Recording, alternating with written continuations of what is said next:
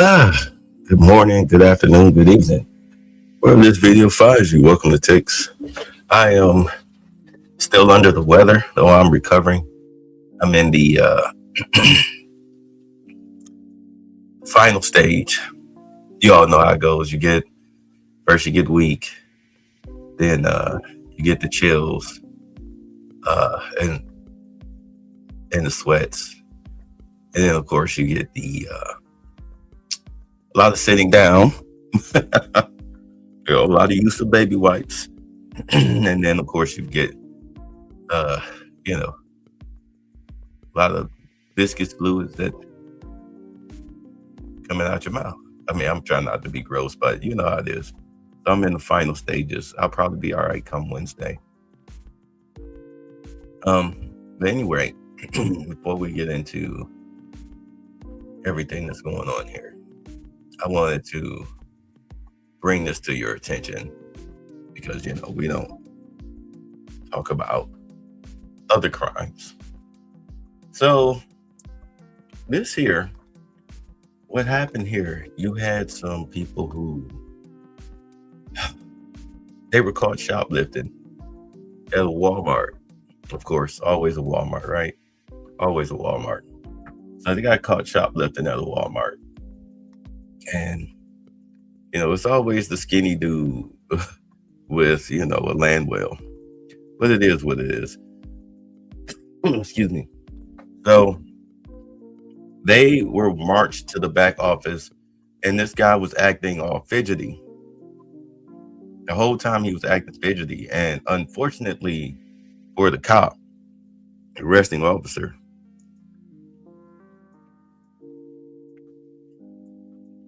excuse me, drinking my strawberry banana.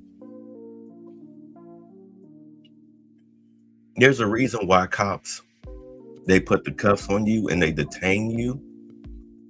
They tell you you're not under arrest, you're just being detained. You're just being detained. So that way, when they have enough evidence to arrest you, to charge you, you're already in cuffs and they don't have to fight with you. They don't have to fight with you. They can go ahead and pat you down, everything. The cop didn't do that. Let's see what happens.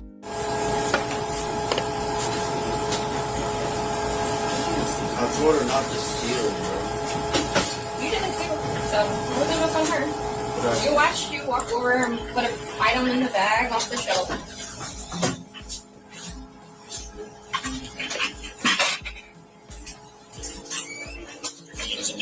Please.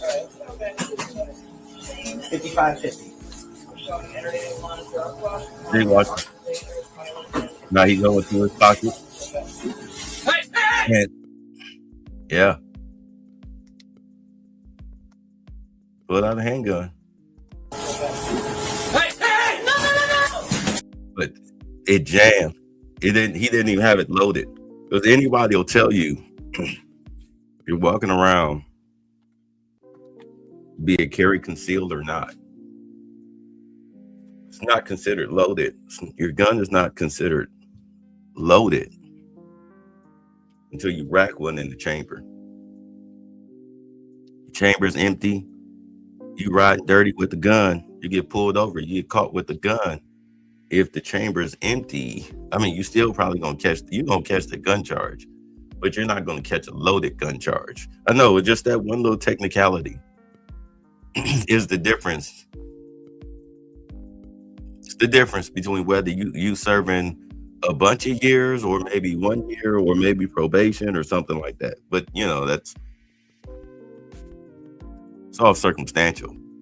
But you don't have a loaded gun. Let's go back. I'm sorry. Let me let it play. I'm sorry. 55.50.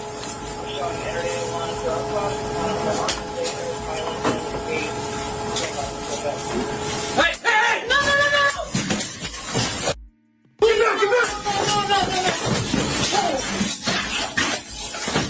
The cop lit him up too, didn't he? He called him with some uppercuts.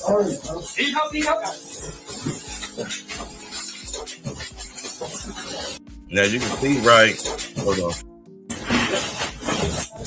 right here on the boot, bottom right, that's the clip from that guy's gun. And he should be, that boy is damn lucky that that cop did not light his ass up, because he had every right to. He had every right to light that dude up. What's going on in Detroit? Yeah, you seen this video? Yeah. He had every right to light him up right next to his girlfriend.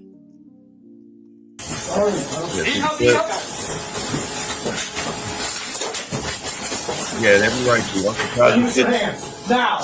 That boy should be lucky. All that cop did was give him a couple of uppercuts and a body slam. I mean, it's over. They wound up pinning him down. Do not touch anything.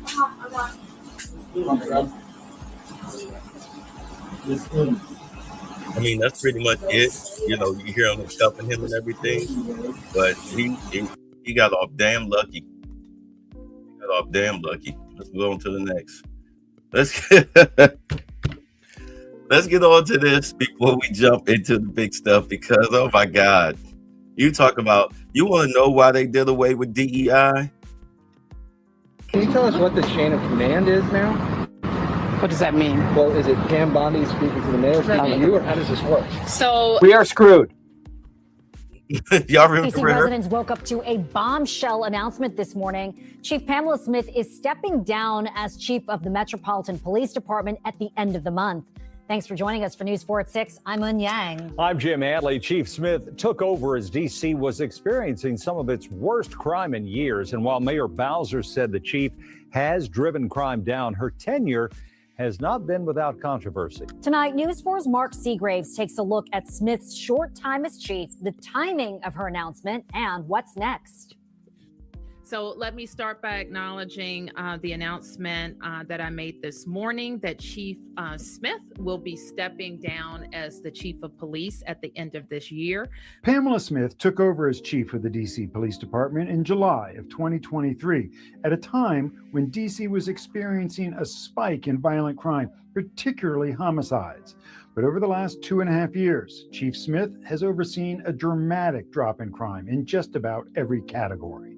But the last 4 months have been overshadowed by the federal surge, a temporary presidential takeover of the police department, community outrage over the DC police participation in federal immigration enforcement, and 2 ongoing federal investigations into allegations police officials manipulated crime data, an allegation Smith and the mayor firmly deny. And then just days ago, Bowser announced she would not seek re-election. Today, Smith dismissed all of those as being factors in her decision to step down. So my decision was not factored into anything with respect other than the fact that it's time. I've had 28 years in law enforcement. I've had some time to think with my family. This has really been a fast-paced role because it is in a major city, and I know that the challenges that we faced have, we've had some high points and we've had some low points. But respectfully, right now, this is a personal decision for myself and for my family. Yeah, because they launched an investigation into it, and of course, I mean, the buck stops here. The buck doesn't stop with the desk sergeant. It doesn't stop with the beat cop. It stops with your chief of police.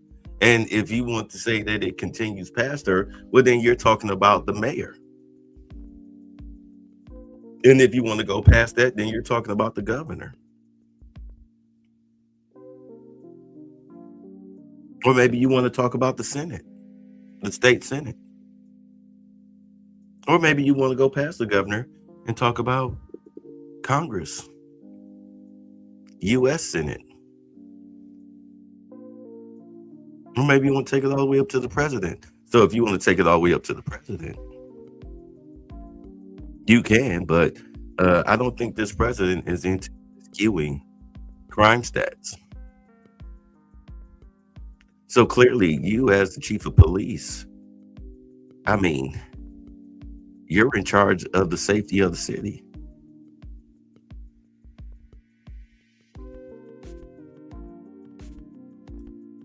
You want to talk about what's, you want to tell, this is what killed me. I'm sorry, I don't mean to give y'all that ugly green. Let me bag it up. I mean, you want to talk all this mess. You want to talk all this mess about you don't have to you don't have to obey an unlawful order. You want to tell that to your military, but you don't want to tell that to your police officers, do you? Let's tell that to our police officers. Let's tell them that they don't have to obey an unlawful order. Instead of trying to overthrow the country and cause another civil war, sending us into chaos. That's not the mission, though, is it? You say, knowing that America is cooked because BRICS has more productive men build new system and infrastructure, while America is still being corrupted by progressive politicians. This is the beauty of this presidency, is that you're trying to get, like they say, MAGA, make America great again. You're trying to get this country back on track to where we as the American citizens are not weak, feckless cowards running around here with boys putting on dresses and cutting our penises off, the girls cutting their breasts off. You're trying to build a society where you're not some pink-haired septum ring weirdo running around here celebrating terrorists and Sharia law. You know, like Iran did. Iran back before 1974, 75. Oh, they were just like us. They were just like us. The women were running around like our women were running around back in the 70s, 60s, 50s. Well, let's say 70s. You know, skirts and high heels and, you know, got their bouffant hairdos and all of that stuff and their blouses. And they didn't have to worry about their men. Oh, I see your ankles. We're going to gang struggle snuggle you. And you deserve it because we saw your ankle. And the courts will allow it. No. The women, the quote unquote liberal feminist women, fought for Sharia law. They fought for the Ayatollah. And the day after he got elected, he did exactly what Trump is doing to the liberals, destroying and dismantling everything that you built. Except in this case, it's for the greater good of the country. For them, it was for the greater good of those men. I see why Canada don't want to be Canadian. I see why Canada don't want to be Canadian anymore. They want it to be Americans to have more resources in their pockets. Yeah. This is more like man issues in this country. That's why a lot of younger men, especially white and black men, voting towards the right leaning. Yeah. What's up, Carlton? Yeah, you see a lot of men, not males, men are starting to understand that we need to get common sense policies back. We need to bring the job market back. We need to bring production back. We need to strengthen our military. We need to strengthen our economy. We need to rebuild our infrastructure. Even I think it's a goddamn shame that Japan has bullet trains and we don't. I mean, we saw what Gavin Newsom called himself trying to do out there in California. Spent over $2 billion and they barely laid 5 miles worth of track. Just abandoned infrastructure sitting up in the sky because they steal all the money. They steal all the money. It's like a third world country out there in California. I bet they female police chief in China and telling them they don't have to follow orders or laws. Oh, please. They wish you would. You know, this is the only country where you can say that and not get publicly executed for being so seditionist.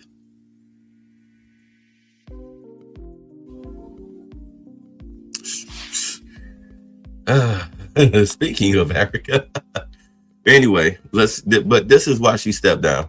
Decision for myself and for my family. The head of the DC Police Union issued a statement in part saying the union questions the timing of this announcement, which comes amid active investigations by the House Oversight Committee and the Department of Justice into allegations of manipulation of crime statistics and mismanagement within the MPD. And so to answer your last question first, I have no comment with respect to the union's letter. I haven't read it. I asked Mayor Bowser about the challenge she now faces trying to find a new chief in the midst of a federal surge, knowing because there will be a new mayor in 13 months, the job will likely be temporary. I don't call it a challenge, Mark, because of the very deep bench we have and because of the great reputation of our department. Right. So I wouldn't call it a challenge. We will have Right. the right person in leadership, and I just want to give it a little bit more time. I Then will that say sounds like a this. challenge. I've been around long enough to know and to have lived through transitions for outgoing mayors, one of whom I was replacing. And so there are ways to We've only done it approach once. this period of time and do it in a way that's going to be most beneficial to DC residents. So I'm gonna marinate on it a little bit, and I'll appoint the right perfect person. That sounds like a challenge to me, doesn't it? Your police chief suddenly decides to resign because she's under investigation, knowing that she's going to be facing criminal charges. And in all honesty, this is what you expect when somebody is guilty, somebody that's in office or in power, and they commit either they commit a crime or they do something very unscrupulous. So we expect them to step down. I mean, look at TD Jakes. Have you ever been swallowed? He stepped down.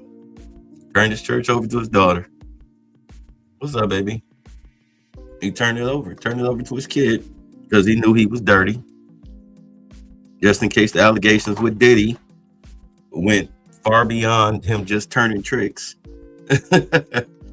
He was like, yo, I'm already out of office. Same thing with her, or else they would have already had a police chief lined up to take her place. But your whole department is dirty. So you have to now scour through your police department, if not through other departments, maybe make a few calls to see if you can find somebody that's squeaky clean. They can maybe come into DC and take over to make it look like you actually did something. You might have to get somebody from Florida or Texas.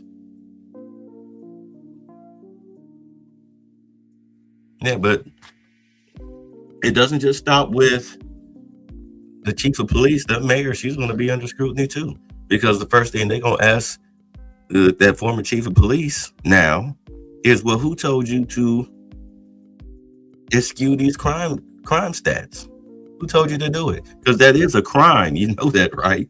This is punishable by jail time. So who told you to do that? Unless you want to just take the fall yourself. So I was watching the African propaganda channel. They claiming Trump is full of shit and that he didn't secure a peace treaty deal with two African countries, but one of them started the ceasefire. They blame Trump. What? I mean, next, you'll have to rewrite that, man. Either that or I'm not reading that right because this cold medicine. Yeah, but yeah, you talking about out in the Congo. Yeah, when he had them in there, when he called the black reporter, called her very beautiful and whatnot. Yeah, we saw them sign the peace treaty deal. If those two countries all of a sudden, and like you said, we just signed the paperwork. If you take your butt back home and y'all still keep the shooting at each other, then that ain't, that one, yeah.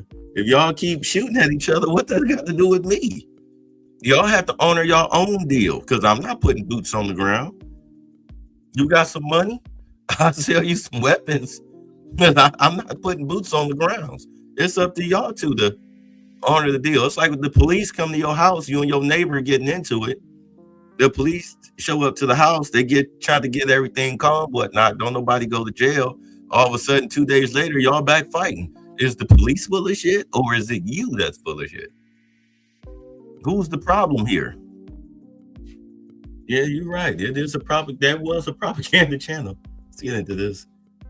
So our Mark Seagraves joins us in the studio now with more on this resignation. Mark, so was this a surprise? And what does this mean for how DC police will work with immigration enforcement? Because there's been a lot of controversy surrounding that issue. Yeah, yes and no. It was a surprise, and most of us did not see this coming. Not a surprise when you consider, the mayor had announced that she was going not to run for re-election. So a lot of people in her administration started firing out the resumes and figuring out what their next step was going to be and what they were going to do next. And so that's, in that respect, it's not that unexpected, but she hadn't really been signaling that she wanted to leave, although she was out of town when the National Guard member was shot and killed, and she did not return for that. She did not show up at a hearing the other day with the DC Council that she was set to testify. She had to go with the U.S. Attorney for the press briefing on the pipe bomber. So there might have been some subtle indications that, if we read deeply between the lines, we would have seen. As for what happens next, as far as the immigration enforcement and the posture of MPD, the mayor and the chief were asked about that. Nothing will change immediately, and I don't suspect anything will change even when we get a new interim chief at the beginning of next year. I think the mayor has been pretty steadfast in that the way things are going right now are the way she thinks it's best to handle the new mayor, federal surge and President Trump, and keep at bay his threats to once again take over the police department or go a step further and take over the entire city. What does this mean for He does need to take over the police department of DC. He needs to take it over. They need to put in a military commander. It was Congo and Rwanda, if I'm not mistaken. But if I am mistaken, feel free to correct me. I'm human. No, they need to go in there. They need to have the military take over the police department. They need to have the military police, or at least a military police sergeant, come in and take over their DC police department. Like, I'll be the new chief. The hell with the mayor. She's a lame duck. And if you want to be mayor of DC, you seriously want to be a mayor of DC or any one of these liberal cities, all you gotta do is just come in and say you're gonna clean up crime. We're gonna clean up crime, and we're gonna get the illegals up out of here. We're gonna try to bring jobs back to the city. Rwanda, Chicago, Turnwaka, whatever. Lakers in 5. Rwanda, Chicago, Turnwaka, Lakers in 5. Yeah, that's all you got to do in today's political climate. Just say, we're going to help ICE get rid of the illegals. We're going to try to bring jobs back, and we're definitely going to triple down on stamping out crime. We're going to go back to the pre-2020 crime laws, where you actually went to jail for stealing a stick of gum. You didn't care whether you were an adult or a teenager. Yeah, we're going to get the homeless off the streets. Like, yeah, we're going to do that. Like, we're going to work with this administration in order to make Detroit great again. That's what I would do. I mean, I'm just picking a city, but that's what I would do.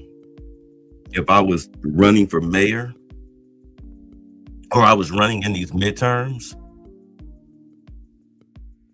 I'd go to Turning Point USA, where Nicki Minaj was at. I go to Turning Point like, yo, help me out. Back my campaign.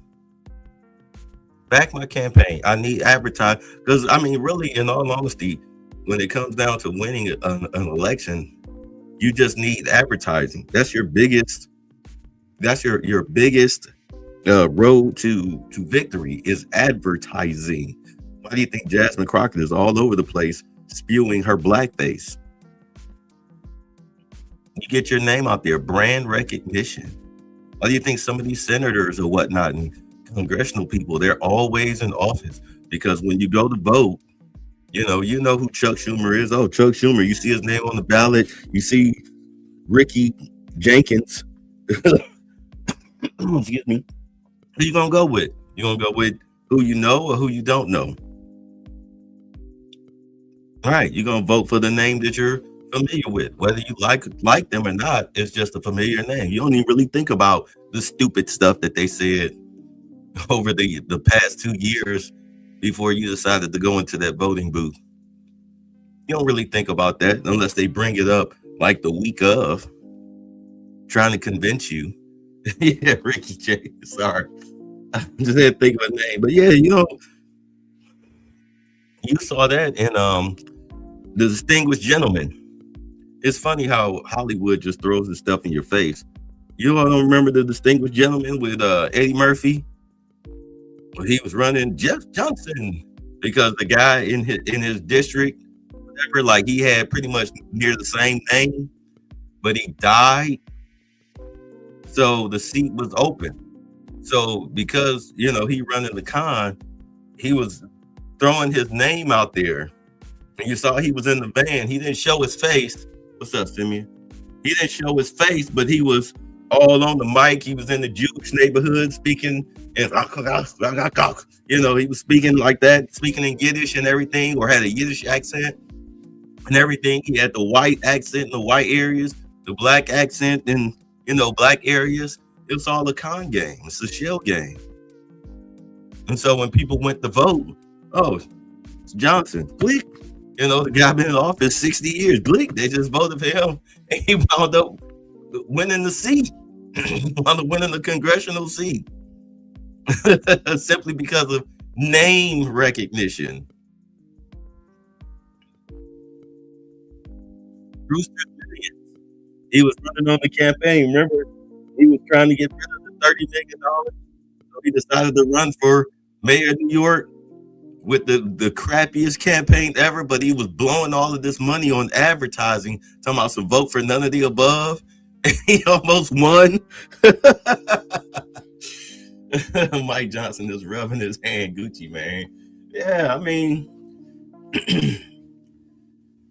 you want to win mayoral race in DC or any of these liberal cities? Just start talking like Trump. That's all you gotta do. Those oversight committee investigations. Talk about protecting children. So there's one, as you heard in the police statement, one by the Department of Justice, one by the House Oversight Committee. Just about every commander in the MPD had testified already before this committee. The mayor said today they're still cooperating, providing any documentations they want. We have heard rumblings that a report from at least one of those two investigations, possibly the House Oversight Committee, could drop as soon as this week. Mm-hmm. We don't know what might be in there. There's a lot of speculation that maybe that's why she wanted to leave ahead of those things coming out, if they might have a negative report on her running of the police department. We do know that there were a lot of, particularly in the command staff and rank and file, of officers who did not love Chief Smith's management style. Mm-hmm. I mean, the results are the results. She oversaw a dramatic reduction in crime. Right. But I have to tell you, my phone rang a lot today. I did not hear from one person at MPD who was sorry to see her go. And so that speaks a lot to, what the rank and file are saying. And you already heard, the union was not a real warm, goodbye. They did say they appreciated her service and her dedication to her job. You heard Janice Lewis George. I interviewed her last week, and she said, if I'm elected mayor, one of the first things I'm doing is looking at these top spots and whether or not to put a new chief in place. So all of that is in play. But the chief did also speak about the loss of her mother recently and wanting to reconnect with family. And look, 30 years in the same job, particularly a pressure cooker that she's been in for the last 2 years. Anybody can understand, why she might, not want to stick around for the last year. All right, Mark Seagraves. Mark, thanks so much. Thanks, Mark. But I dare not leave without saying something. Wait. So this was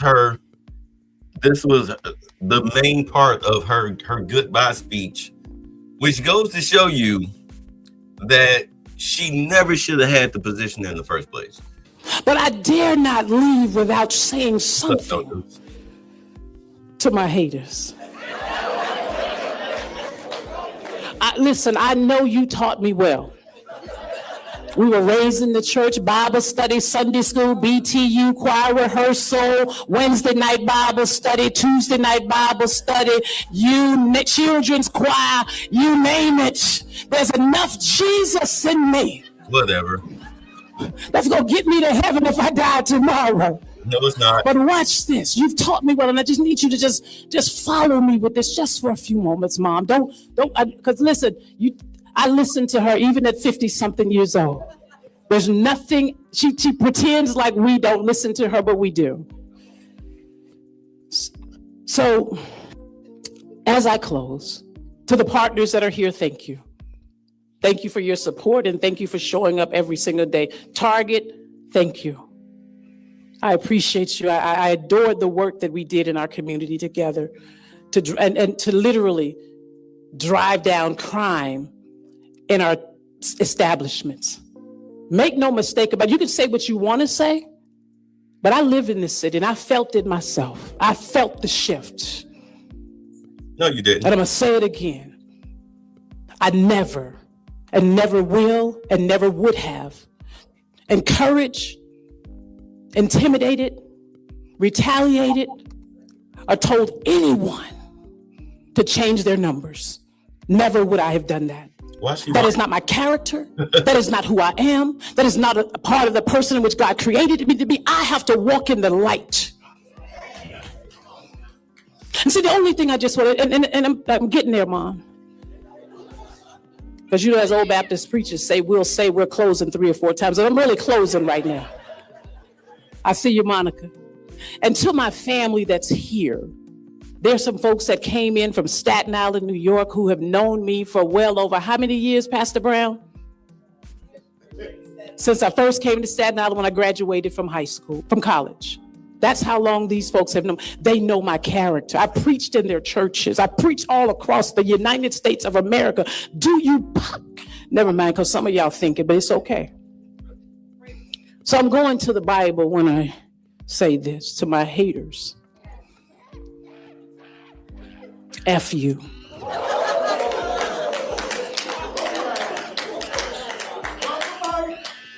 No, it's not a drop the mic moment. Watch me in this space. I forgive you. I forgive you. Because the Bible makes it very clearly. When Jesus was hanging on the cross, when he said to us, Father, even in the pit of agony and defeat, he said, Father, forgive them, for they know not what they do. God bless you and God keep you. It has been my pleasure to... God didn't curse them either. Jesus didn't curse them either. Why you can't sit up here and tell me that? Ooh. Jesus didn't say F them. Jesus was against corruption. Jesus wouldn't have been eschewing crime stats in order to overthrow a government. He wouldn't have let the people suffer. He wouldn't let people die. Oh, say, well, what was that? That's one of my sound effects. Because that's what she sounded like. She sounded like an angry monkey. Call it racist all you want to. I don't care. I'm so sick of these. I'm so sick of these people that do nothing but make us. I mean, they make black people look terrible. You understand? They make black people look terrible. The District of Columbia for 2.5 years. My church is coming soon.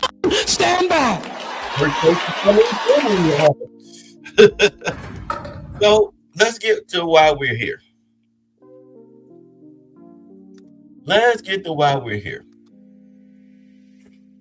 So Trump signs executive order to reclassify marijuana from Schedule 3 to Schedule 1.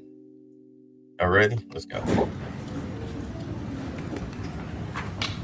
Well, this is a big day in many reasons, really for many reasons. And I have a very distinguished group of people behind me, mostly medical people and brilliant people, and they really know what they're doing.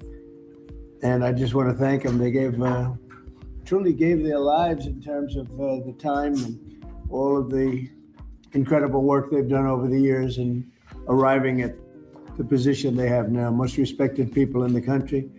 Today, I'm pleased to announce that I will be signing an executive order to reschedule marijuana from a Schedule 1 to a Schedule 3 controlled substance with legitimate medical uses. We have people begging for me to do this, people that are in great pain.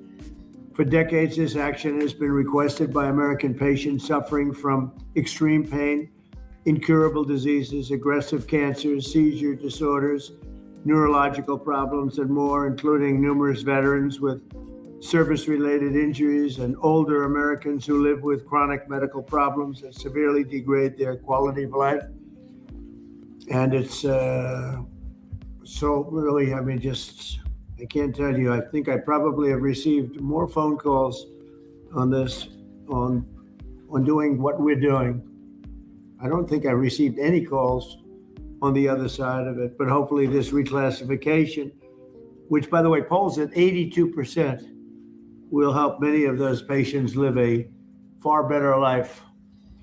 We're joined today by Secretary Robert F. Kennedy Jr., who's doing a fantastic job, Administrator of Centers for Medicare and Medicaid Services, Dr. Mehmet Oz, the FDA Commissioner, Dr. Marty McCary, Director of the National Institutes of Health, Dr. Jay Bhattacharya, and the Director of the National Institute on Drug Abuse, Dr. Nora Valkow, as well as Dr. Ilana Braun from the Dana-Farber Cancer Institute, Duke University's Dr. David Casseret, the National Commander of the American Legion, Dan Wiley, and my friend Howard Kessler. Howard, how are you feeling? I'm telling you, he looks better than he did 20 years ago. But I don't want to go through what you went through to get there. Okay. Right? But it looks like you're doing great. I'm proud of you. I want to emphasize that the order I am about to sign is not the legalization, or it doesn't legalize marijuana in any way, shape, or form, and in no way sanctions its use as a recreational drug. It has nothing to do with it. Just as the prescription painkillers may have legitimate uses, but can also do irreversible damage and never, if you look at some of the damage that can be caused, wreck lives, and if it's abused. It's never safe to use powerful controlled substances in recreational manners, and especially in this case, if you take a look, illegal and unregulated drugs, very, very bad thing. So I've always told my children, don't take drugs, no drinking, no smoking, and just stay away from drugs. I have been, they would look at me and they said, Dad, would you stop saying that? I would say it every time I looked at it practically. Young Americans are especially at risk. So unless a drug is recommended by a doctor for medical reasons, just don't do it. At the same time, the facts compel the federal government to recognize that marijuana can be legitimate in terms of medical applications when carefully administered. In some cases, this may include the use as a substitute for addictive and potentially lethal opioid painkillers. They cause tremendous problems. This can do it in a much lesser way, can make people feel much better that are living through tremendous pain and problems.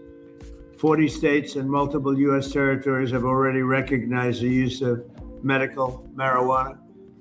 This reclassification order will make it far easier to conduct marijuana-related medical research, allowing us to study benefits, potential dangers, and future treatments. It's going to have a tremendously positive impact, I believe. We're also asking Congress to reconsider its classification of hemp-derived CBD to ensure seniors can access CBD products they have found beneficial for pain and other reasons. Some people are literally dying, and dying with tremendous pain, and this can, in many cases, literally stop it. And they have their senses about them, as opposed to painkillers, which don't allow that. Don't allow them to die with dignity, frankly. Did y'all know that Calvin Johnson, former Lions wide receiver, he opened up a weed grow? Yeah, he grow weed up there in Michigan because it's legal in Michigan. Oh, that brother's making bank. He making bank. I promise to be the president of common sense, and that is exactly what we're doing. This is really something having to do with common sense, and it's something having to do with the fact that so many people that I respect ask me to do it. People that are having problems, big problems. They are having big problems with illness, with cancer in particular. I now want to ask Dr. Oz to say a few words, followed by Dr. Braun, Dr. Casseret, Dan Wiley, and Dr. Valcow. Say Sean Kemp too? Okay. And we'll sign the order as soon as they're complete. And we'll take some questions. Please, go ahead. Mr. President, thank you for always really pushing for common sense change, as you call it. So President Trump, Secretary Kennedy have been pushing for change. They're passionate in their desire to help the American people, and they have relentlessly pursued this agenda throughout this administration. This also includes a deep passion for research, gold standard research, as Secretary Kennedy also says.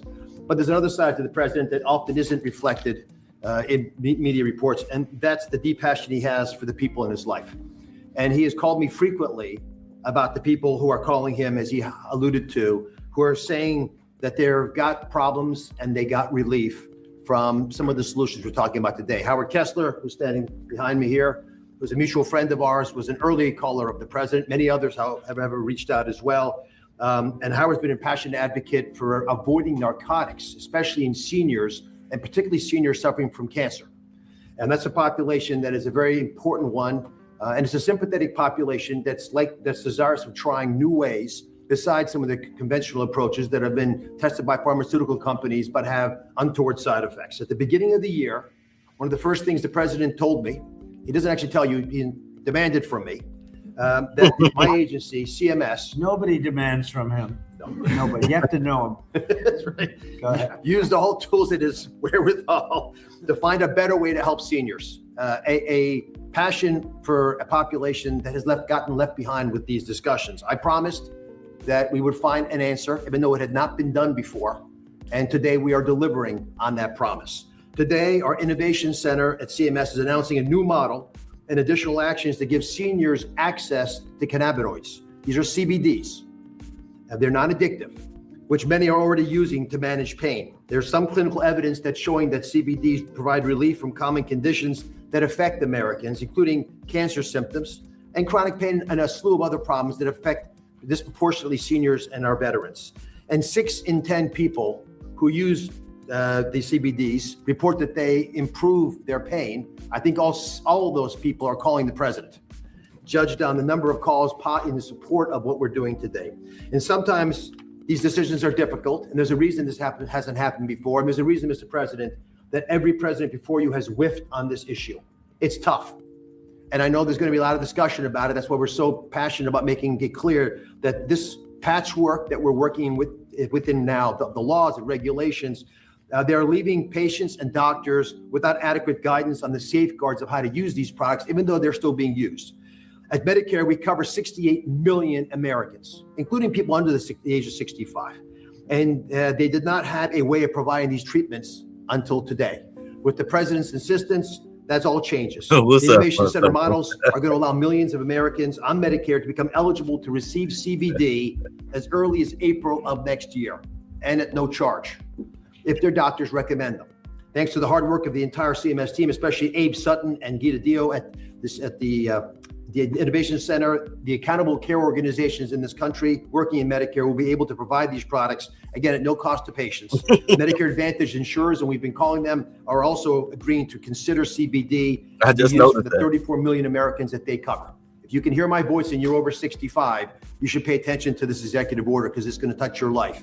Again, this all becomes active after the first quarter of next year. These CBD products must first meet local and state quality and safety standards. They must come from legitimate sources. They must abide by other regulations of those states. With these boxes checked, patients can be eligible for up to $500 of hemp-derived products each year. This is the first government-led testing of quality and outcomes for patients across different conditions, and it delivers on the need for more data collection and research into hemp usage. CMS is going to collect data, that's our job, on the patients that are being given these products by their physicians. In accordance with all the privacy and security regulations, we're going to analyze that data. We're going to make it publicly available to everybody to be able to analyze with us. If it shows promise, we will expand access to these products to even more conditions amongst Medicare and Medicaid beneficiaries. Nerds! These white coats, especially this guy in the back. Nerds! Let me stop. No, but my father, he's a Vietnam vet. He'll be 79 on the 31st. He's an old man. But I treat him with CBD, the CBD oil, because he needs the potassium, right? So we'll do like a strawberry banana smoothie, because bananas has a lot of potassium in them, and the strawberries just for flavor. And these CBD oil bottles, they come with the eyedropper, whatever. Yeah, I'll throw that in there, mix it up in the blender, pour it in there, man. Because he was having breathing problems and everything. He's old. He's got stage 4 prostate cancer. It's spread to his bones. So we'll give him the CBD oil, and he just be in there just watching his TV. This is why, you've ever, during the whole passport bro stuff and everything, I got an updated passport and everything, but I can't leave because there are times where when he gets his treatment, he'll fall out of the bed. He'll be sitting on the edge of the bed and he'll not fall boom, but he'll just slide off the bed. So I had to pick him up and put him back in the bed, put him in the center of the bed. Spent the freaking, a Craftmatic bed. He don't even freaking use the sucker right. Well, use it at all. He just be on the edge watching TV. Man, get on up in there. Use the damn. He don't do it.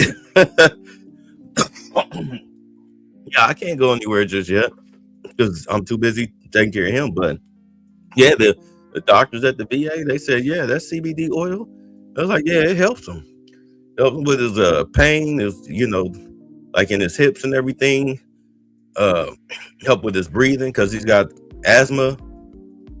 He's got a 33% power running through his heart. And that CBD oil really helps him. It really helps him. It takes away a lot of his pain and stress and everything. So yeah, I back this wholeheartedly. Nerds! I want to thank not just the secretary, but I'm Marty McCary. We want a lot of companies who are doing this research that approach the FDA for formal approval. That is the right way to move forward. And Jay Bhattacharya, who's hiding in the back, he rarely hides, but Jay runs NIH, and he's agreed to support initiatives to study the data that we're collecting. Howard Kester, God bless you for being a pain in our sides. Mr. President, he's promised to stop calling you. But on this issue, we'll call you on other issues. And in all honesty, based on this right here, you say them folks who get money from pharma are the only ones who are opposed. In all honesty, what they need to do, if I'm big pharma, I'm jumping into the market.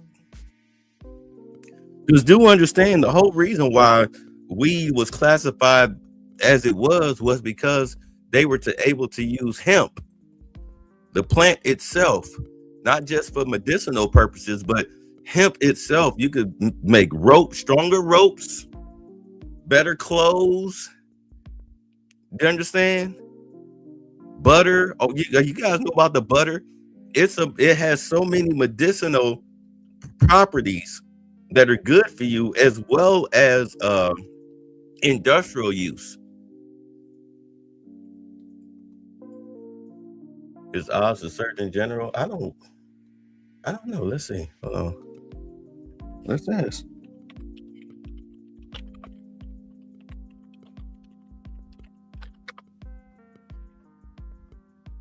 Surgeon General is. I was looking at breaking down the cost of Tesla tiny houses. No, it's currently vacant. Okay, so wait, all right, hold on. So it says here that Trump has nominated Dr. Casey Means to become the next U.S. Surgeon General. Okay, all right. So no, it's not ours. All right, let's get back to this. Sorry. And I thank you again from the bottom of my heart for taking a difficult stance. Thank you very much. Okay. Mr. President, members of the cabinet, thank you so much for the opportunity to be here and for your leadership in rescheduling cannabis from Schedule 1 to Schedule 3. No problem. This decision will accelerate scientific research and expand what can responsibly be studied. I'm a cancer psychiatrist and medical cannabis researcher at the Dana-Farber Cancer Institute. Over the past decade, federal investment in research has helped transform cancer care. People are living longer than ever before. But cancer care is not only about treating the tumor, it's also about addressing the anxiety, the fear, the stress that can come with a diagnosis, symptoms that can interfere with treatment and make recovery much more difficult. Many medications we use for acute anxiety carry significant risks, particularly in the older adults. That's why we're studying specific natural compounds found in cannabis, including the non-addictive cannabidiol, to understand whether they can safely and effectively help manage anxiety during cancer treatment. Rescheduling allows us to ask these questions rigorously about dosing, about safety, and who may benefit most. This research reflects the best of federal investment, helping people not only live longer, but live better. Thank you, Mr. President, for supporting careful, science-based research that puts patients first. Thank you. Thank you, Doug. That's beautiful. Thank you. I'll add my vote of thanks, Mr. President. I never really thought this day would come. I met a patient about 20 years ago, a retired professor named Elizabeth, who came to my clinic. She was dying of pancreatic cancer, and she asked me then whether cannabis might help her. And I said no, because that's what I learned in medical school. She reached into her briefcase, took out a 3-inch tall stack of articles, put them down on my desk and said, "Really, doctor? You should read these. You might learn something." And I did read those articles, every single one, and found a bunch more. And I did learn something. I learned that there actually is some medical benefit to cannabis that I had not anticipated, never heard about in medical school. Second, I learned that there was a lot we don't know. And third, I learned it's really, really, really difficult to do high quality randomized controlled trials of a substance that's federally illegal.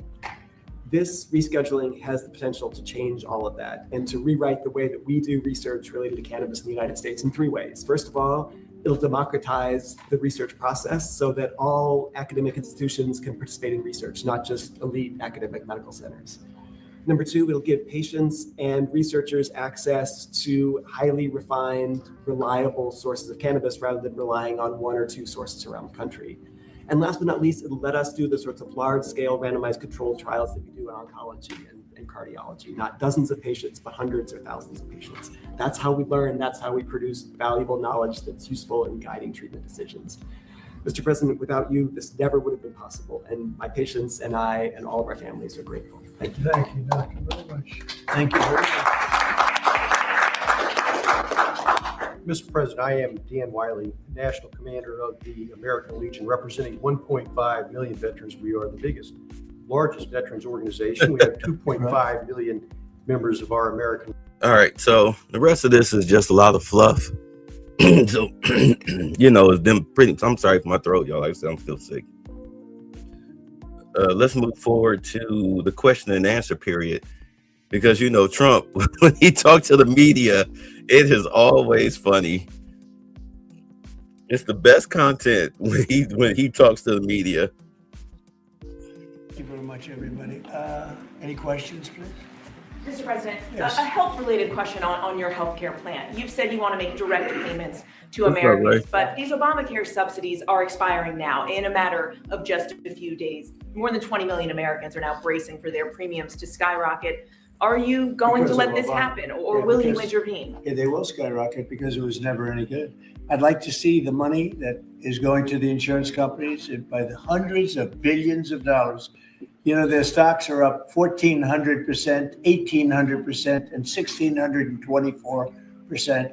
Their stocks are up through the roof over a fairly short period of time because they're getting vast amounts of money. I want that money to go to the people directly and let the people buy their own health care. And They'll get much better health care than they get with the Unaffordable Care Act, as it's known by a lot of people. It is virtually unaffordable for people. It's a bad thing. We can have a great thing. Let the money go directly to the people and let them buy their own health care. But this is an urgent problem, Mr. President. You know what? To touch on what you were saying there. Yeah, I mean, not to self snitch or anything, but my father knew a guy. We were in close proximity. He would pull up with these tubs. You know how we use them gray tubs now, the store stuff? Yeah, back before they became popular as they are now, he would pull up with one of those and have me help him cut up and package bricks. I'm not even gonna lie to you. Cut up and package them bricks. And I mean, good Lord. Good Lord. The 90s were a trip. I can tell y'all some stories anyway. Is there anything you can do now, Mr. President? Can I ask you, Mr. President? This is gonna be right now, as far as I'm concerned. Go ahead. We just got data today. We have federal exchanges where people come shopping for the ACA. And the president hasn't heard this yet, but we've talked to the team. The percentage change from last year was down 2.7 to 2.8%. Not the massive numbers that have been predicted. And there's many possible reasons for this. But right now, Americans are signing up for these programs, despite all the things that have been going on. 2.8% is a tiny fraction of what many had claimed would happen. And I think it speaks to the fact the American people appreciate these ACA plans are already subsidized over 80%. So it's a good deal, even if you don't get the extra 15, 20%. It's a great anyway. It's a great solution to much better health care at a much lower cost. Yeah, please. But do you want Congress to extend these ACA subsidies? Well, I'd like not to be able to do it. I'd like to get right into this and not ask Oz this question in particular, but I'd like to see us get right into this. I don't know why we have to extend. This could be done rapidly if the Democrats would come along. We have a problem. The insurance companies I didn't ask you nothing. Own the Democrat Party. They own it. And the Democrats having a hard time. They give a lot of money to the Democrat Party. The insurance companies own the Democrat Party. They own it. And the Democrats having a hard time. They give a lot of money to the Democrats. Very little money to Republicans, by the way. A lot of money to Democrats. And they're going to have to decide, do they want to do the right thing or do they want to be beholden to the, insurance companies? They're making a fortune. I want the money to go to the people. Go ahead, Oz. How would you say that? I agree with the president. We have some ideas out there. Congress is working through some concepts. I just want to emphasize that the ACAs are not imploding based on the data we just received from the federal marketplace. This can go very quickly, actually. Yes, please. Mr. President, can I ask you clarify something for me on the Federal Reserve? How many? Before you say that, yeah, they actually did. I meant to get into this Friday, but I was sick. But apparently, what happened was Trump guaranteed the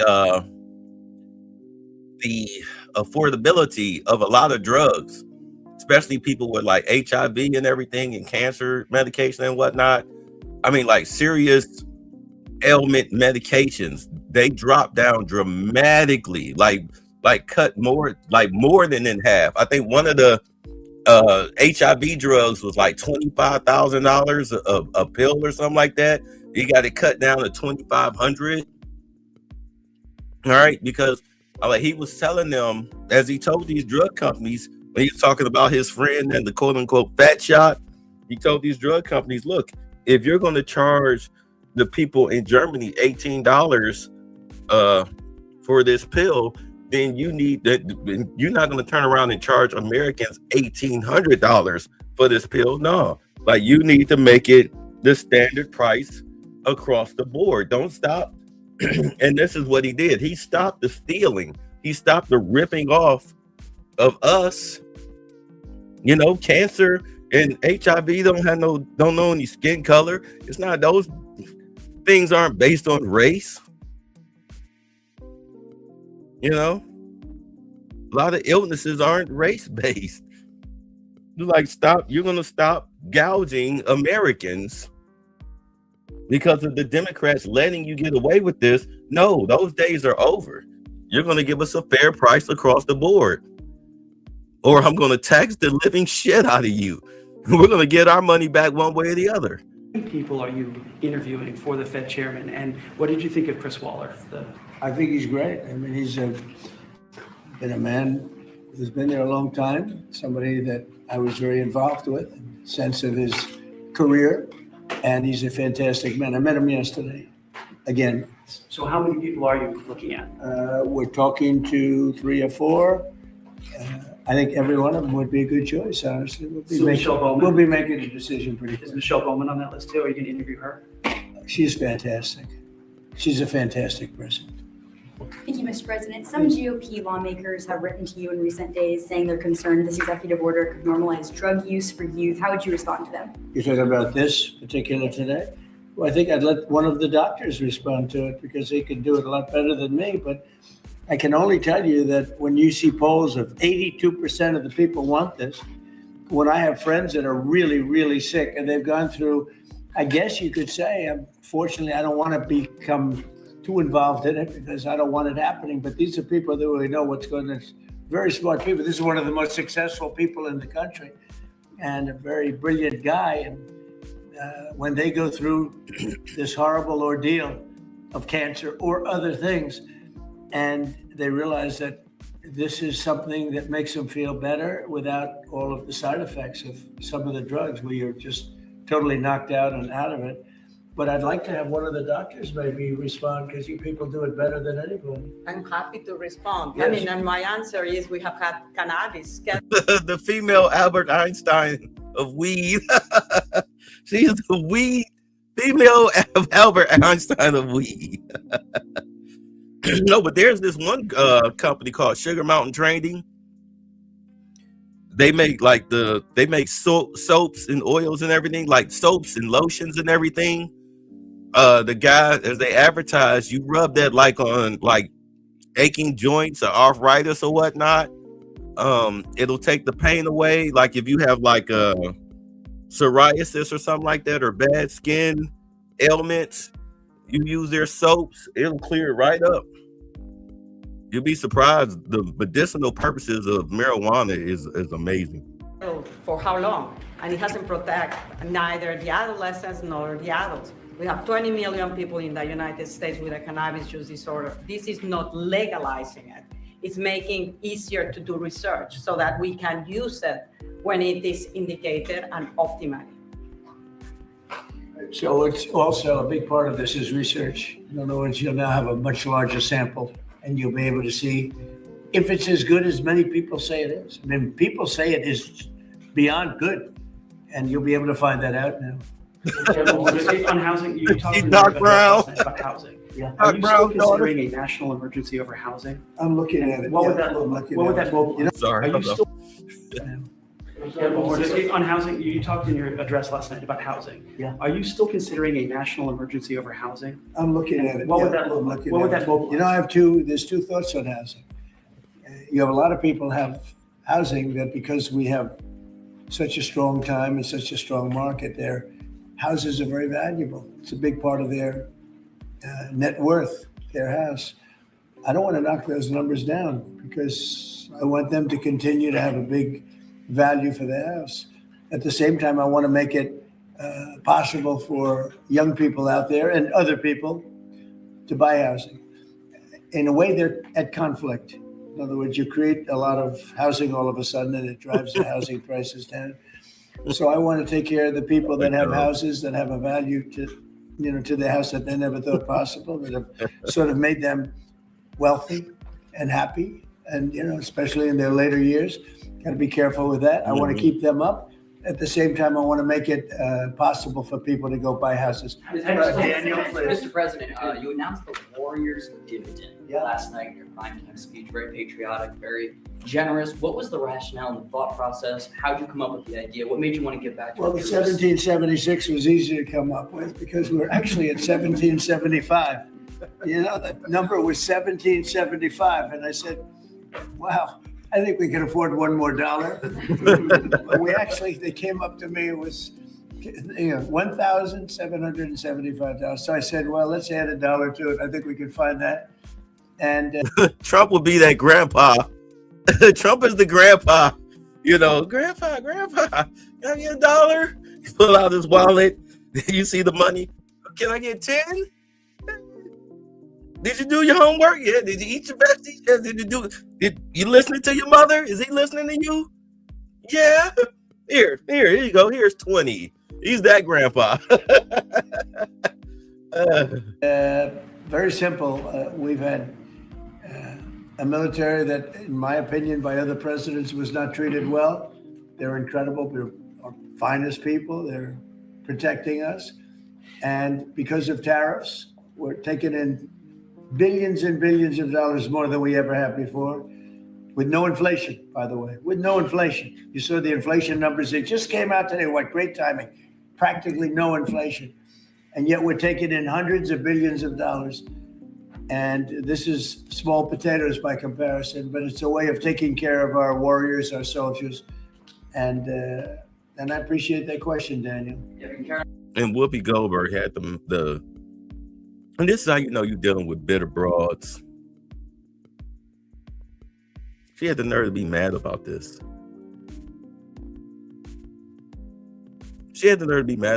I think, you know what?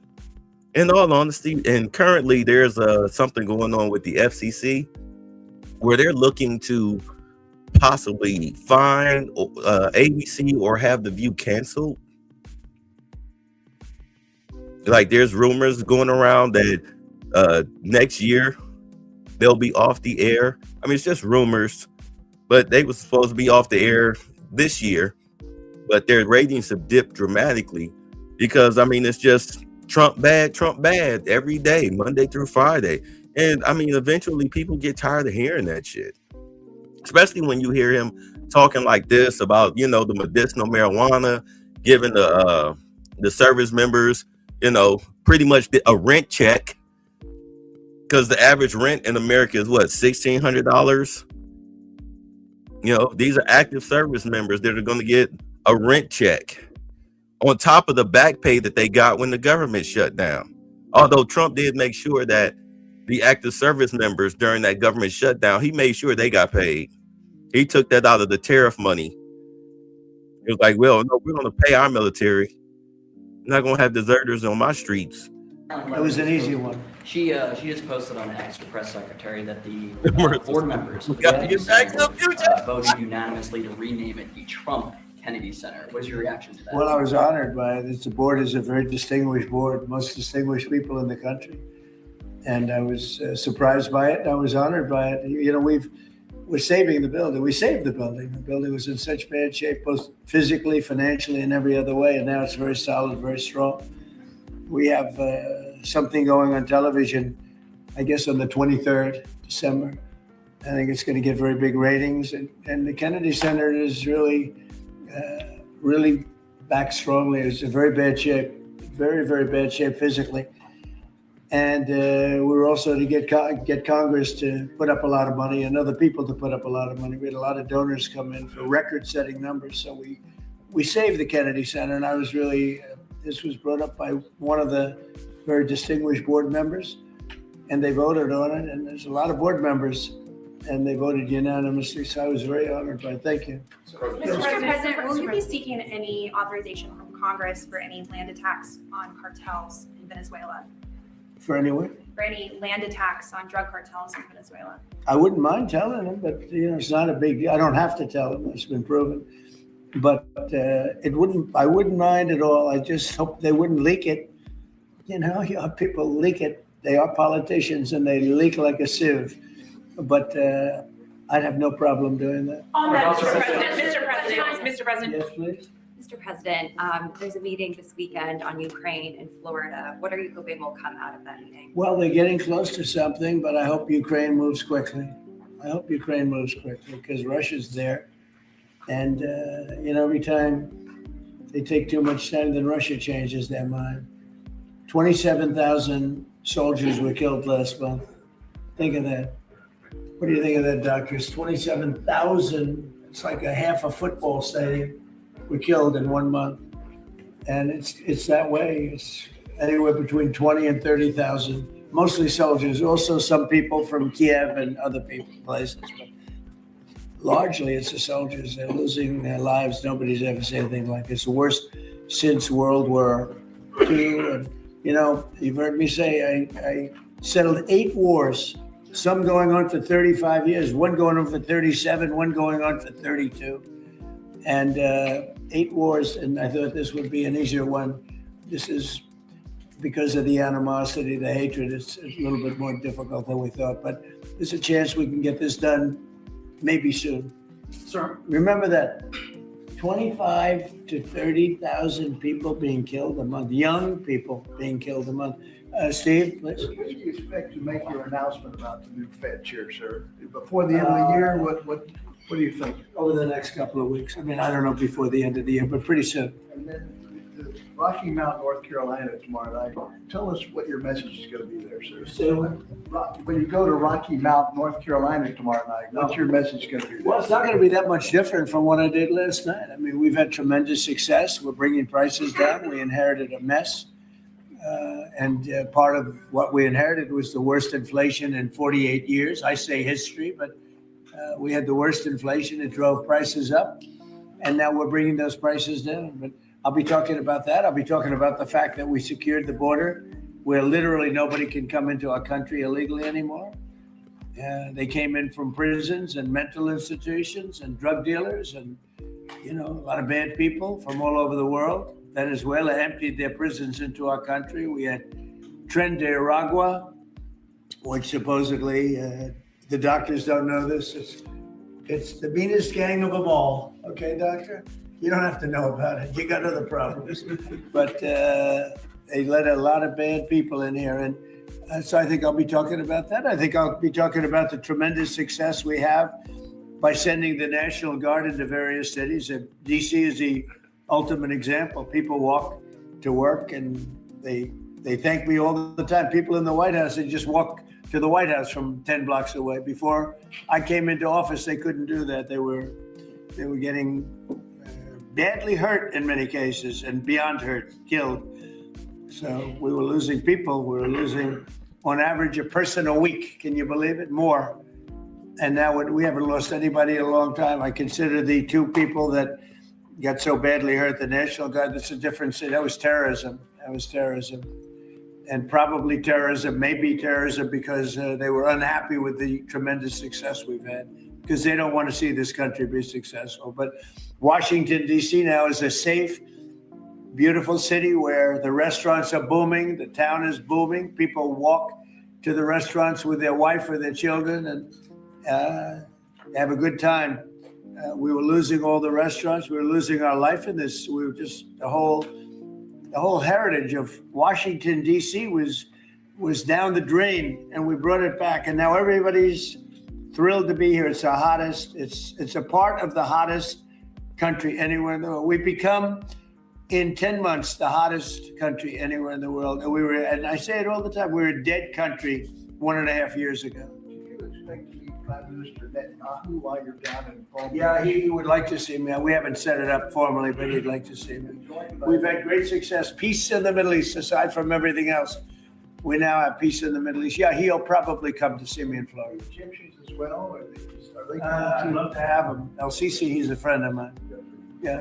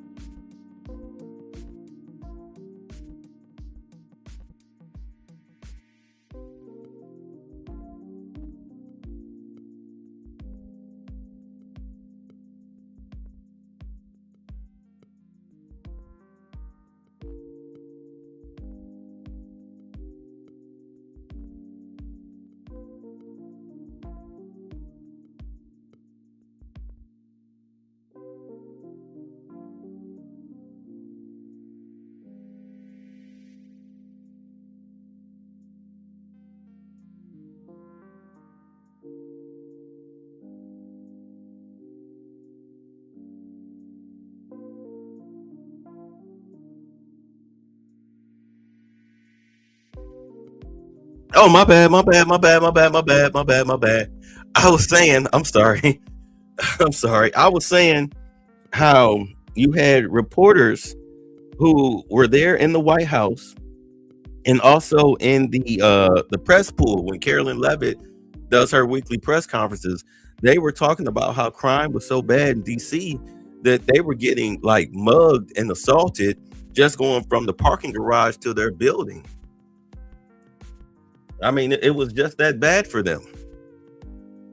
Crime was that bad. You're getting assaulted just right across. You can't even make it across the street without somebody trying to assault you. This one woman, the Asian chick, was talking about how she got pistol whipped. And the guy was trying to steal her purse, but she was able to get away. But you know, I didn't fudge the crime statistics. Like, yes, you did. Like, yes, you did. Anyway, let's get on to the next one, which, well, I'll let it speak for itself. I'm Andrea Lucas, chair of the U.S. Equal Employment Opportunity Commission. Are you a white male who's experienced discrimination at work based on your race or sex? You may have a claim to recover money under federal civil rights laws. Contact the EOC as soon as possible. Time limits are typically strict for filing a claim. The EOC is the federal agency charged with enforcing federal anti-discrimination law against businesses and other private sector employers. The EOC is committed to identifying, attacking, and eliminating all forms of race and sex discrimination, including against white male applicants and employees. Check out eoc.gov to learn more and read our one-page explainer about DEI-related discrimination. You're screwed. Hold on. Yeah, all right. I was hoping that paused. They're screwed. I was telling y'all earlier this year, throughout the year, white folks is tired of all that racism talk. They don't want to hear that shit no more. You say, bro, my grandma lives not far from the White House. I remember 304 Pro selling it near our nation's monuments. This was desperately needed. I'm glad Trump is doing this thing. Me too. But I was telling y'all, white folks is tired. You call a white person racist, they just look at you and be like, and what you gonna do about it? Biden is no longer in the White House. They don't care anymore. You can call it white nationalism all you want to. It's just that, how am I racist for telling you to stop twerking on the table? How am I racist for telling you to stop yelling and screaming in a restaurant? How am I racist for arresting you for stealing?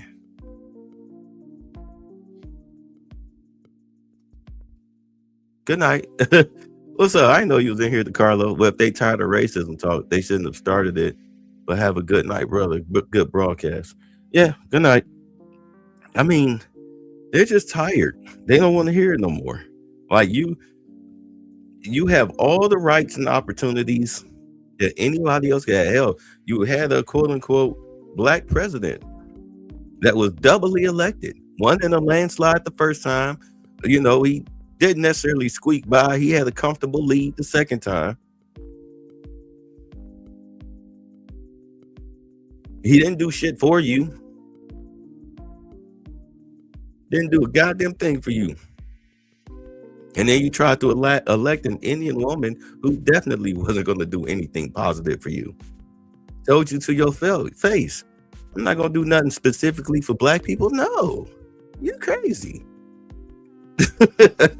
that black woman sitting up there looking at her like she wanted to slap the shit out of Kamala Harris when she said that. And the way she said it was so indignant and animated. Y'all remember that? Let me see. Hold on. I'm pulling up. You know, just to remind you. Let's see.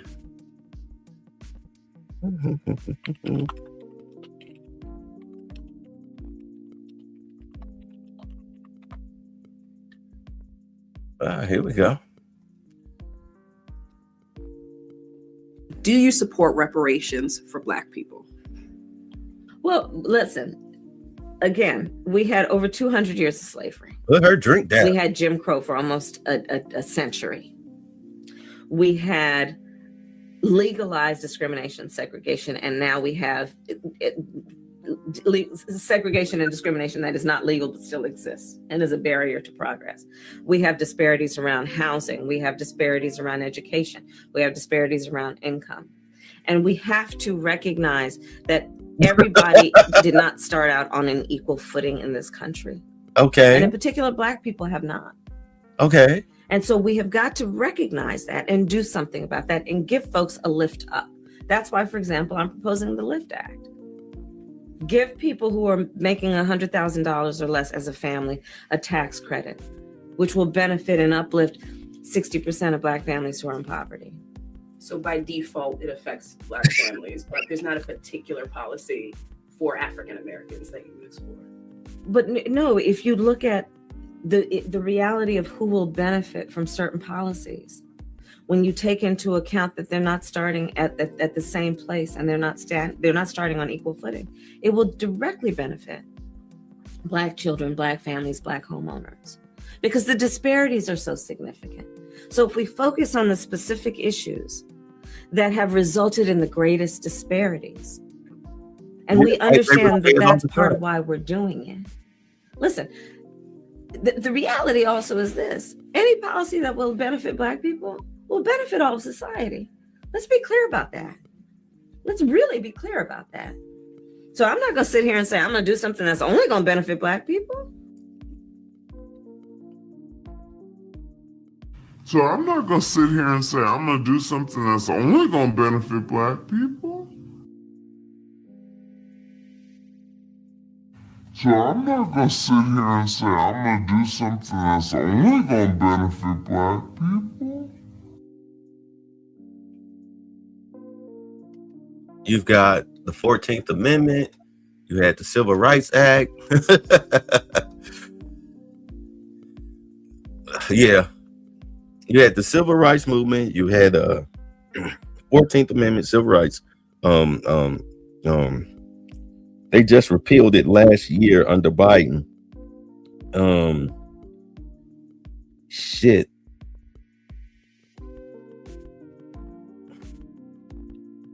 The one involving the schools. Yeah, Asians got the hate bill. What was the one with the schools? That Asians were complaining about, where you couldn't discriminate in the colleges. Damn it, I can't believe I'm drawing a blank here. But y'all know what I'm talking about. If y'all know what I'm talking about, put it in the chat. So what, you got the right to vote, the right to own property, all of these things, by the way, given to us by the Republicans, that the Democrats turned around and took advantage of. Even DEI. DEI was supposed to be a policy that was supposed to help uplift Black women and their gay male counterparts, but white women took full advantage of it. Full advantage of it. Affirmative action, that's what I'm talking about. They gave us affirmative action. They took that away. Biden took that away, his office.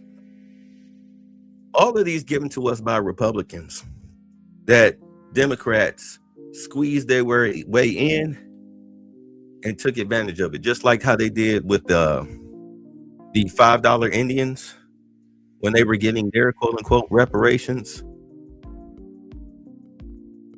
Yeah, white Democrats always found a way to push us to the back of that bus for bills that were meant for us. This is why the Supreme Court is steady going through. They turned it over to Trump as far as the 14th Amendment, birthright citizenship.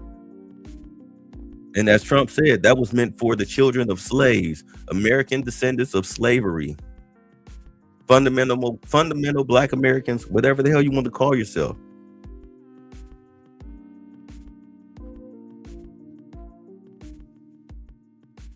You say what pisses me off is a slew of white women lately putting out videos about DEI affecting Black women and gaslighting us like they weren't the primary beneficiary. Right. And when you throw that up in their face, all of a sudden they want to, you know, talk about racism, discrimination, and whatnot. Like, yeah, but you were the beneficiaries of that. Well, I can admit that, but we're in this together. This is a sisterhood thing. We're discriminated against. I mean, the funniest thing you'll ever come across is a white person, a white liberal, talking about white privilege and racism, and it make you want to vomit.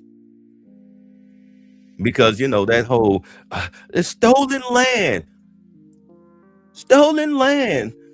reparations. Then, as they showed one video, the guy he had a black guy with him. It was like, really? He's like, so you believe in reparations and whatnot, and stolen land, and black folks reclaiming the land and whatnot? And he's like, yeah. So the black guy went to try to take his phone. No, I need my phone. Like, oh yeah, that's what I thought. You're just a mouth runner. Say DEI is the reason why the country is falling apart. They invested in women too much, and women ended up doing worse, while China has manufactured producing products of almost everything, right? Because they tried to destroy the country. Understand, if you take a D student, that bullshit ass Happy International Women's Day, that holiday has got to go. I don't even know when it is, or I don't think anybody even celebrates it outside of, you know, corporations who just throw up a poster. Maybe throw a cake in the break room. No, but if you weaken the financial structure of this country to the point where the government has to seize the means of production, be that grocery stores,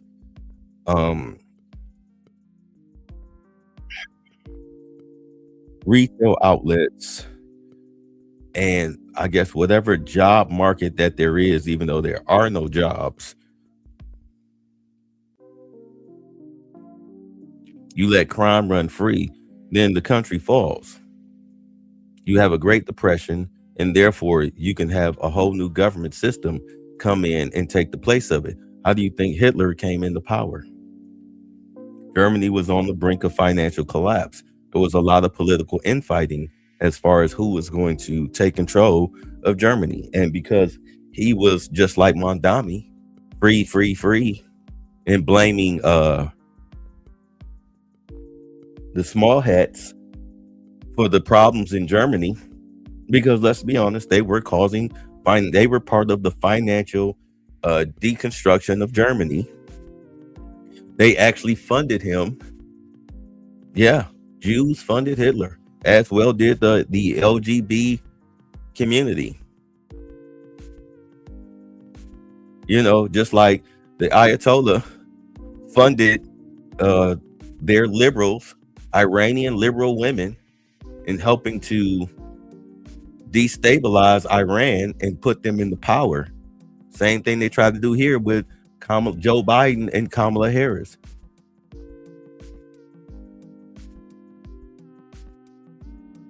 And so, of course, when Hitler came into power, the first thing he did, he red-wedding the gays that donated to his campaign, just like the Ayatollah Khomeini started cutting off the heads of the women, the liberal women that helped him come into power. Because, you know, like y'all say, the white man break his tools. No, everybody that comes into power that's evil will break their tools. Evil breaks its tools. A good leader elevates the people around them that help them get to where they are.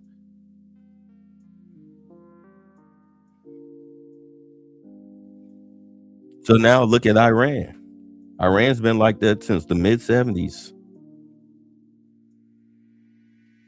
Now you got women looking down on blue-collar careers because they aren't making enough to making up her. So essentially every man tries to get with American women are a slave. Well, you know, the funny thing about it is that y'all losing y'all jobs by the hundreds of thousands, as the job market goes through its transition. You kill off a lot of the bureaucracy and you bring back the means of production, which means your ass is going to go from making $100,000 a year just to push papers around to now maybe what, $15 to $22 an hour, bringing up a cashier at some retail outlet because your degree is worthless. You'll be lucky to be working in the white collar portion of these factories, because every factory has a white collar department. They might employ maybe 75 to 100 people, but you got 300 in the factory. You've got a lot of truckers,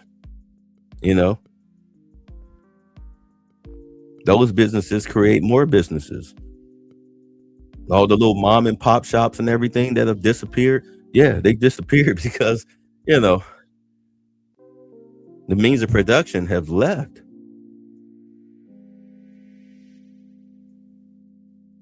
Now you've got box stores like Walmart and Target.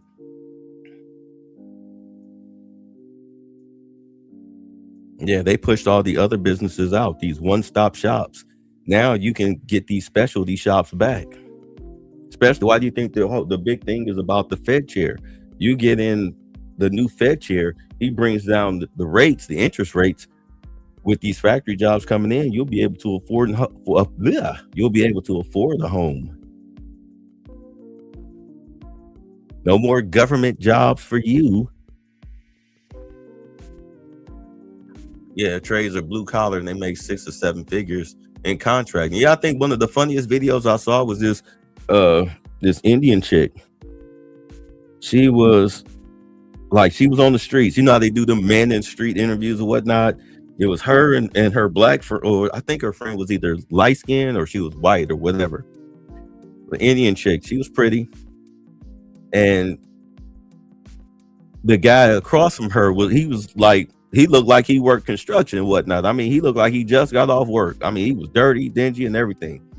And she's sitting up here with all her little flawless beauty, talking about how I make $30,000 a year. Like she was making big money.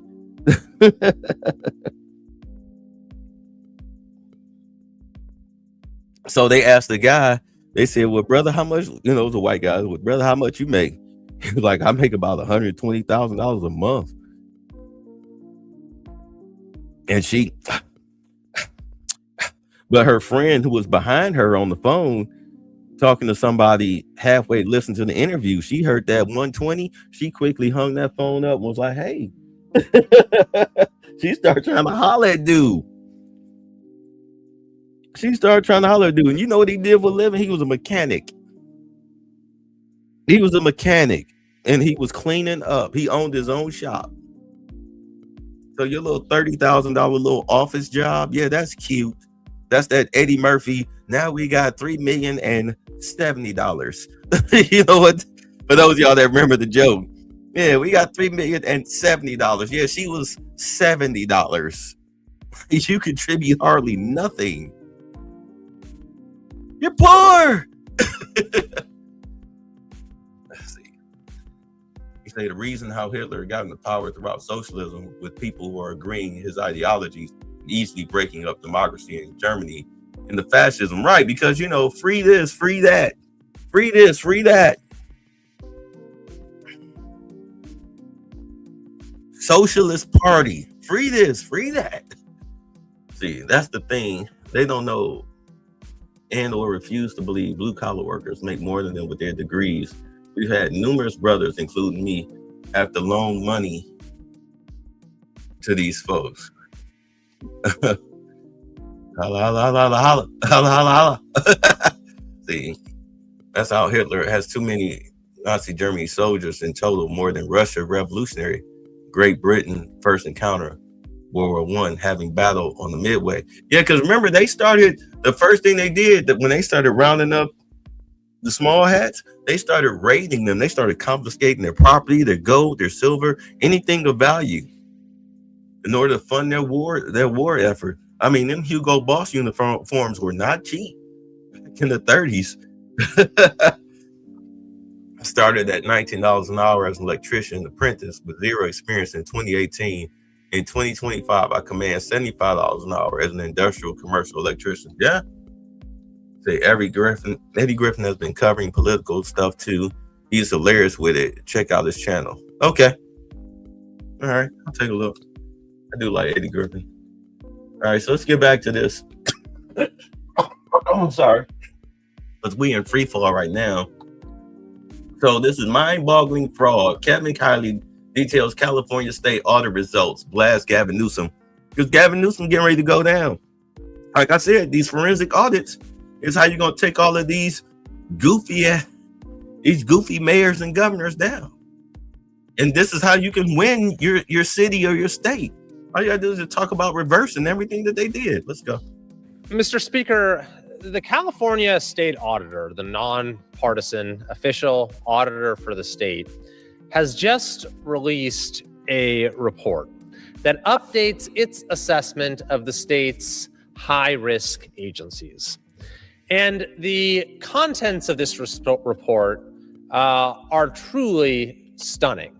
Not really that stunning, actually, for those of us who have experienced the California state government at work. But even given our very low expectations, what the auditor has just reported is truly troubling. And this comes, by the way, as our state's governor, Gavin Newsom, has recently boasted that California is the original Doge. Newsom held out California government as a model of, quote, efficient, responsive, and accountable government.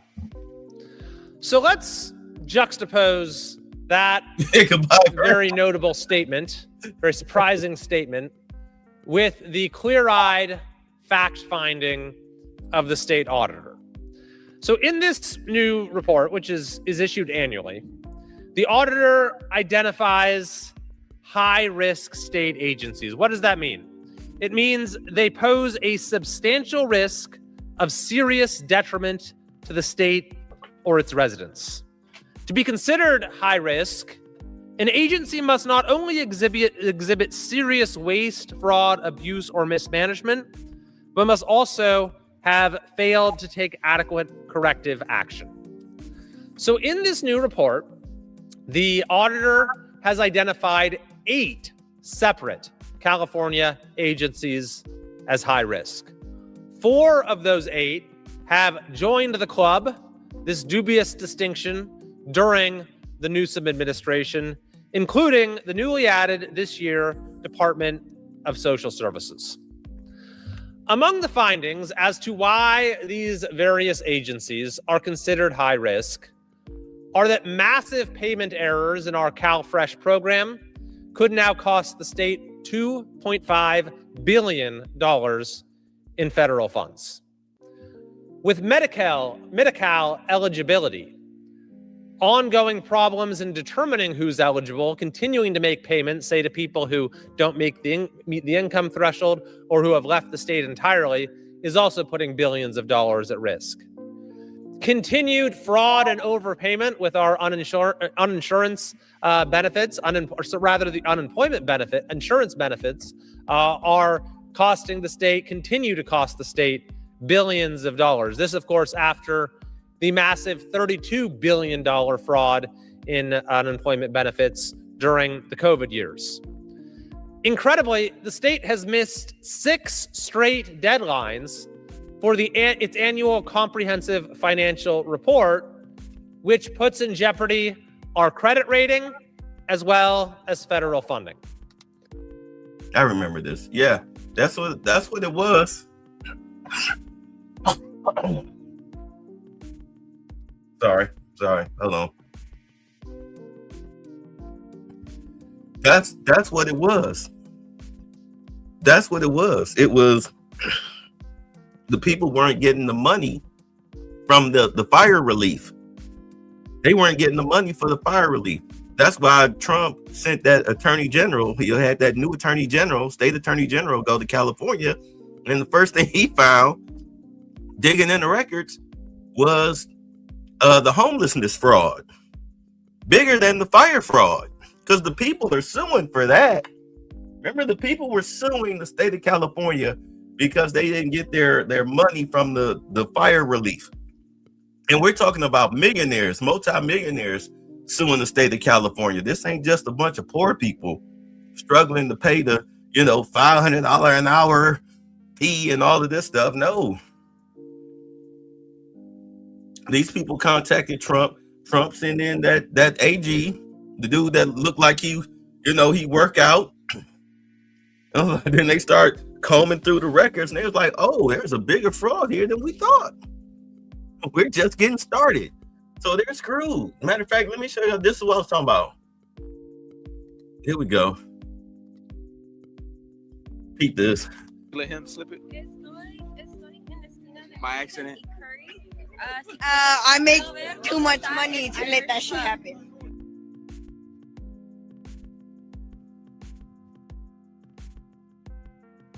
What? How much money do you, how much money you make a year? 30,000 a year. How much? 30,000 a year.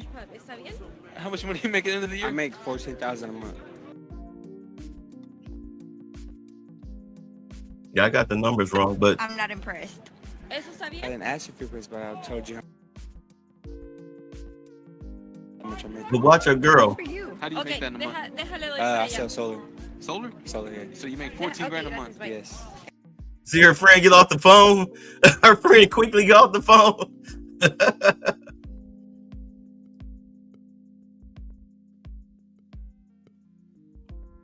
I wish they played the rest of this video.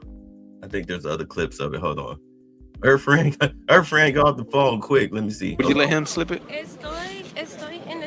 By accident. I make too much money to let that shit happen. What? How much money do you, how much money you make a year? 30,000 a year. How much? 30,000 a year. See her friend. Watch her friend. Watch her friend's reaction when she hear him talking. How much money you make at the end of the year? I make 14,000 a month. I'm not impressed. I didn't ask you for this, but I told you how much I make a month. Good for you. How do you make that in a month? I sell solar. Solar? Solar, yeah. So you make 14 grand a month? Yes. Would you let him? Wait, hold on. Damn it. Yeah, she heard him say that. She got off the phone. She like, hold up, wait, what? She got up off the phone. You say dope should be permanent? Yeah, it should be. All right, y'all. I'm let's see here. I'm sorry.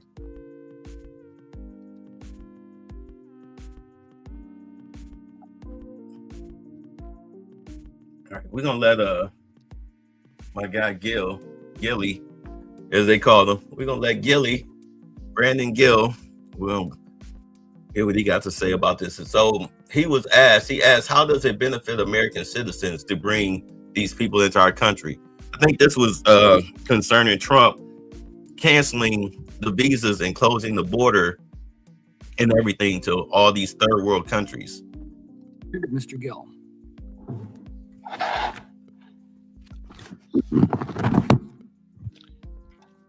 Thank you, Mr. Chairman, and thank you to the witnesses for coming here and taking the time to have another good hearing on the dangers of mass migration and what ultimately amounts to as a form of backdoor amnesty.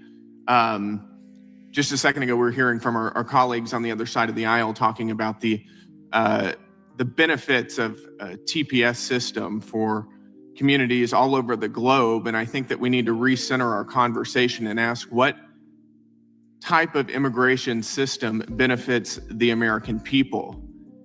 We hear a lot about, and we've heard in the news recently about the number of Afghanis, for instance, who have come into the United States under TPS or other various forms. And I think the question is that we need to ask is, how does that benefit our people? How does it benefit American citizens to bring people in from a part of the globe that is the most backward, perhaps the most backward part of the globe, an area where pederastic rape is considered culturally acceptable, where women are chattel?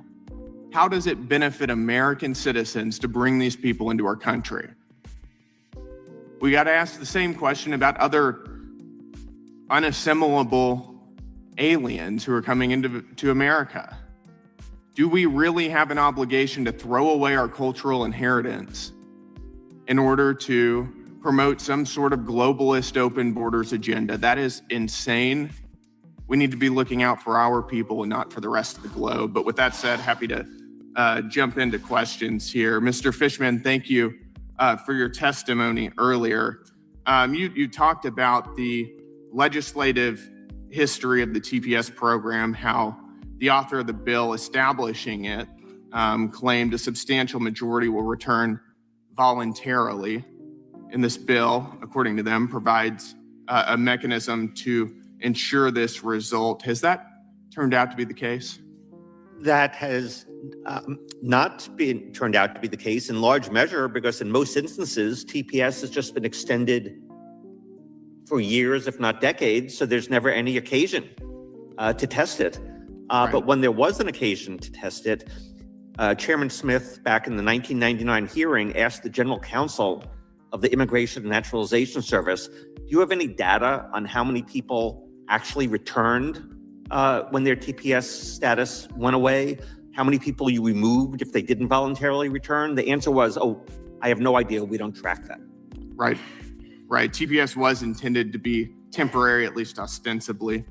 But we had a 25-year TPS status for Honduras since 1999 due to a hurricane. Similarly, El Salvador was initially designated in March 2001 based on a series of earthquakes. The current administration terminated TPS for Honduras. We still have that status for El Salvador.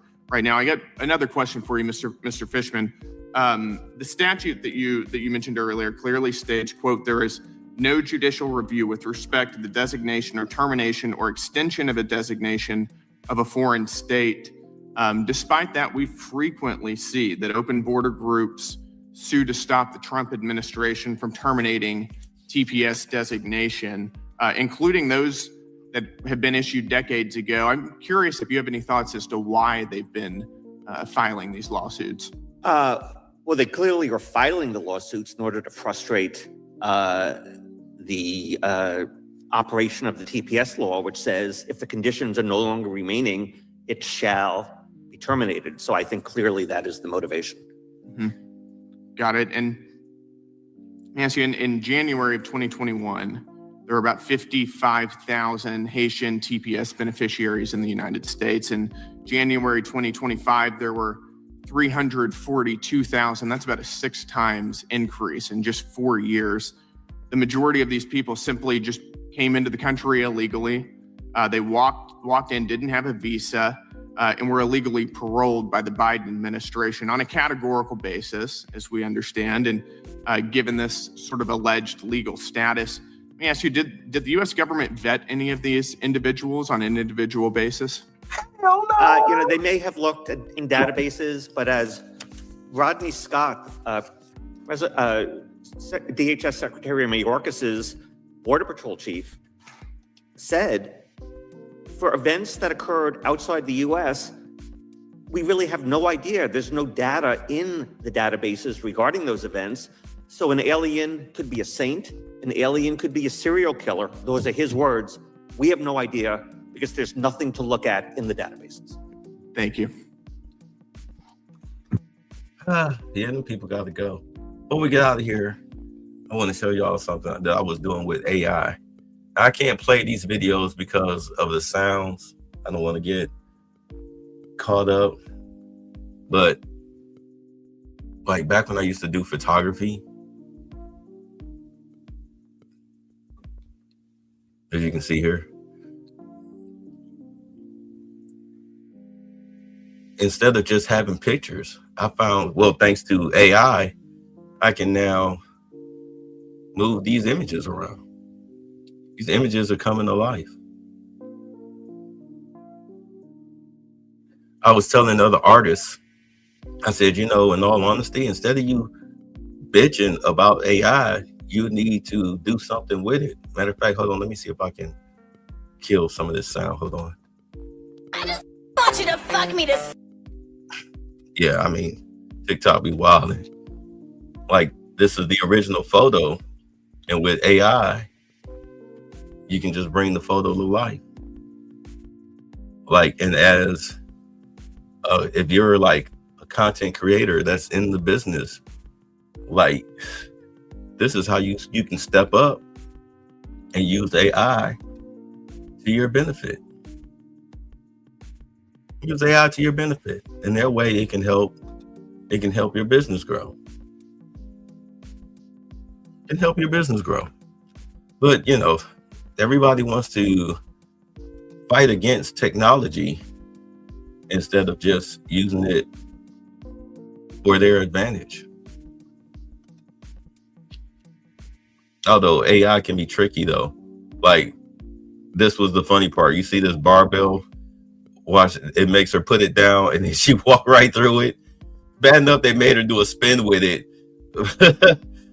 And they attached the grippers to her back. You see, they attached the grippers to her back and it had her walk right through it. It's funny. But you know, I mean,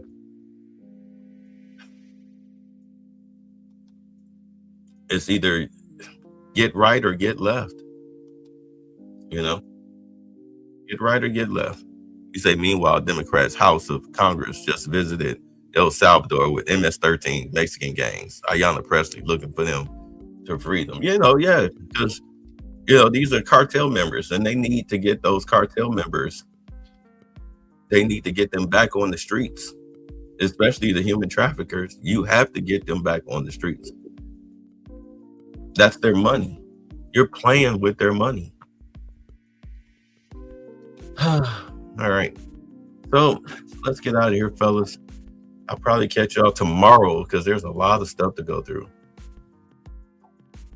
Say with AI, they created nearly everything. Go to Grok or ChatGPT. Here, I'll drop y'all the link.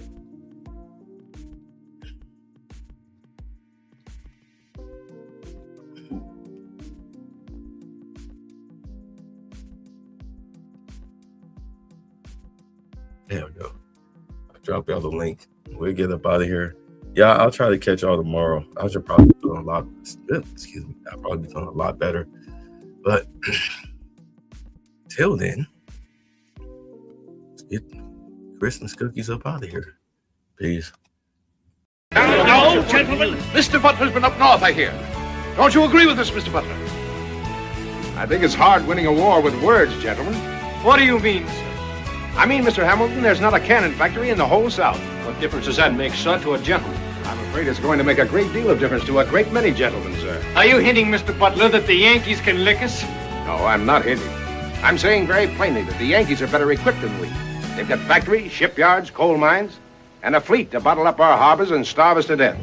All we've got is cotton and slaves and arrogance. That's treachery! A problem figuring out whether you're for me or Trump, and you ain't black. Right, bye! Thanks for the fun! Get the fuck